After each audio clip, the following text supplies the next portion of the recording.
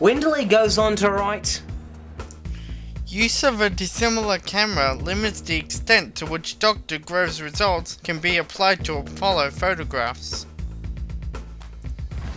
he fails to elaborate on the dissimilarities between the Hasselblad EDC and the Bronica ETRSI 120 roll camera. In fact, both cameras record their images on a Kodak film called Ektachrome ISO 160. There are numerous sources that state this, including page 540 of Percy and Bennett's Dark Moon, the very page Windley refers to on his site regarding radiation and film. This is yet another example, on top of God only knows how many other examples, of Windley keeping his readers in the dark about the source info and facts so as to lead them astray.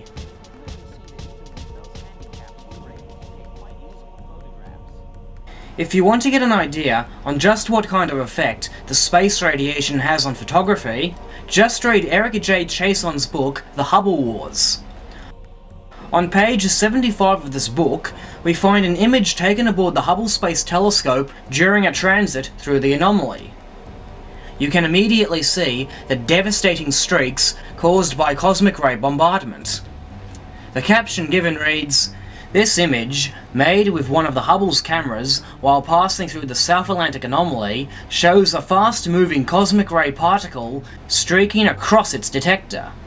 The camera's shutter was closed at the time, clearly demonstrating the penetrating power of cosmic rays, in this case, a highly energetic proton.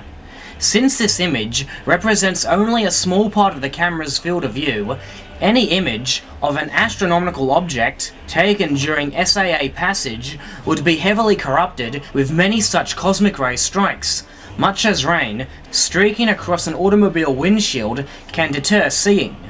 Technically, each square centimeter of the camera's CCD chip is hit with as many as 100 high-energy protons per second while Hubble passes through the SAA, compared to about 1 per second outside the SAA.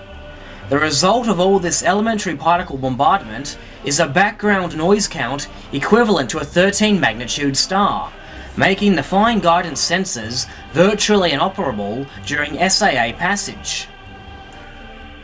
It is important to note that Dr. James Van Allen himself praised this very book, meaning he agrees that a brief 30-minute exposure to the anomaly's radiation would have indeed rendered photographs unusable.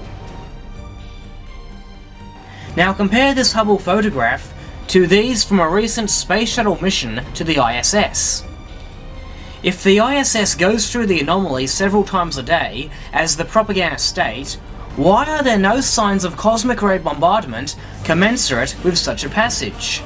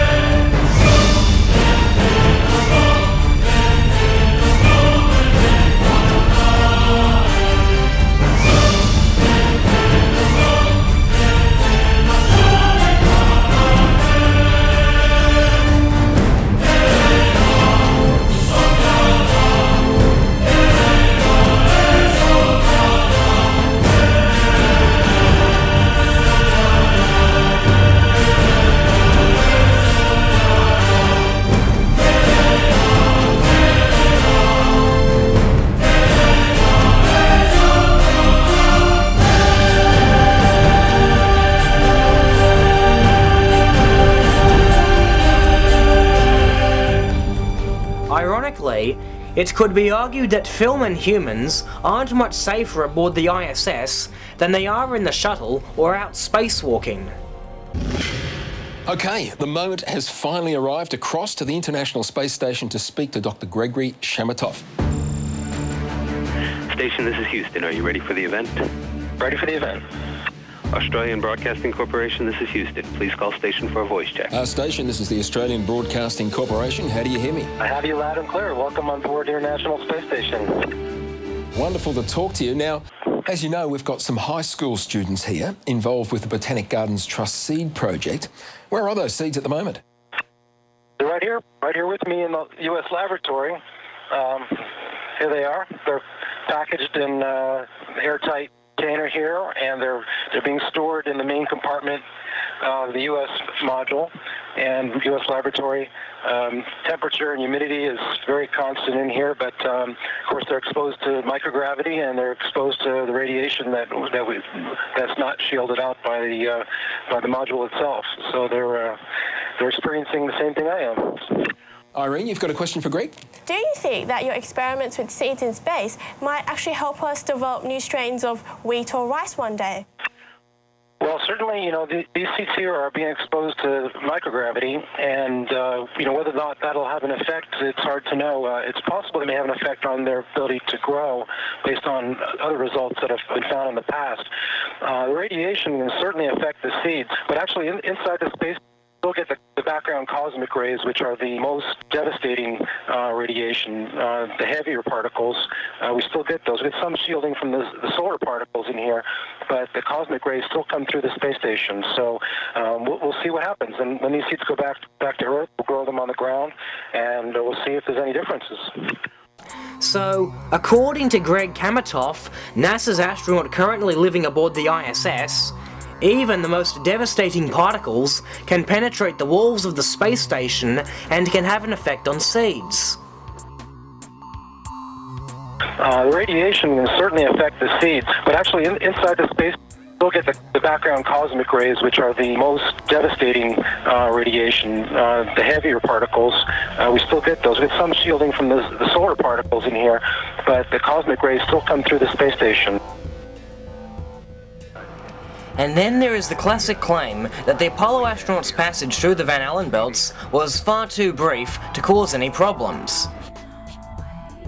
As William Wheaton writes, The Apollo spacecraft passed through the Van Allen belt quite quickly, so that in the short time they were exposed, the astronauts did not receive a dose of radiation considered dangerous, at least not compared to the inevitable other risks in the mission. This is the straightforward, scientific answer. It is correct, to the best of my knowledge and belief. this statement has been echoed by countless, and yet they all fail to tell their audiences what James Van Allen told us in the beginning. The discovery is of course troubling to astronauts. Somehow, the human body will have to be shielded from radiation, even on a rapid transit through the region. Therefore, by Dr. Van Allen's admission, even Apollo's rapid transit through the radiation belt would not have been enough to protect its astronauts. This statement directly condemns the propagandist's prime argument that the Apollo's brief 1-hour exposure was not enough to cause tissue damage.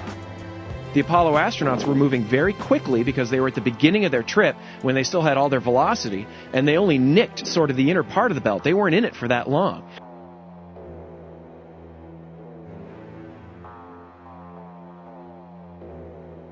Of course, the Van Allen belts are not the only obstacles to spaceflight. During my visit to the Keeling Observatory, the subject of radiation was discussed.